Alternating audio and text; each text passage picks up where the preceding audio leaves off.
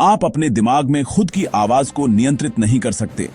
जब आप inner monologue में सोचते हैं तो यह आपकी ही आवाज होती है, लेकिन आप जानबूझकर उसकी पिच, गति या लहजे को सीधे तौर पर नियंत्रित नहीं कर सकते, जिस तरह आप बोलने पर करते हैं।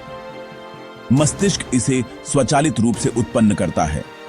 हम हमेशा वर्तमान में नहीं जीते।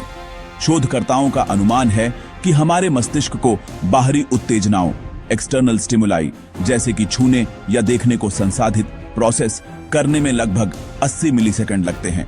इसका मतलब है कि हम जो कुछ भी अनुभव करते हैं वह वास्तव में 80 मिलीसेकंड पहले हो चुका होता है।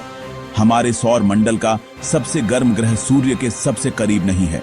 बुध, मर्क्यूरी सूर्य के सबसे निकट है, लेकिन शुक्र, वीनस सबसे गर्म है। ऐसा इसलिए है क्योंकि शुक्र का घना वातावरण एक शक्तिशाली ग्रीनहाउस प्रभाव पैदा करता है, जिससे सतह का तापमान 401 800 तक पहुंच जाता है।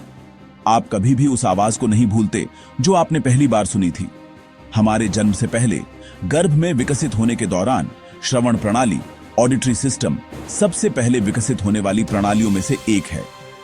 आपकी सुनने की क्षमता बनने के बाद आपने जो पहली आवाज आमतौर पर आपकी मां की सुनी थी, उसकी मेमोरी आपके मस्तिष्क में सबसे गहरी और अनजाने में संरक्षित होती है।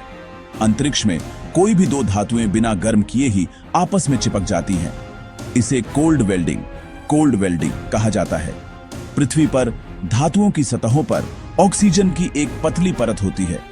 अंतरिक्ष के पूर्ण वैक्यूम में यह परत अनुपस्थित होती है। यदि दो धातु के टुकड़े एक दूसरे को छूते हैं तो उनके परमाणु एक दूसरे से अनजान होकर पूरी तरह से एक हो जाते हैं।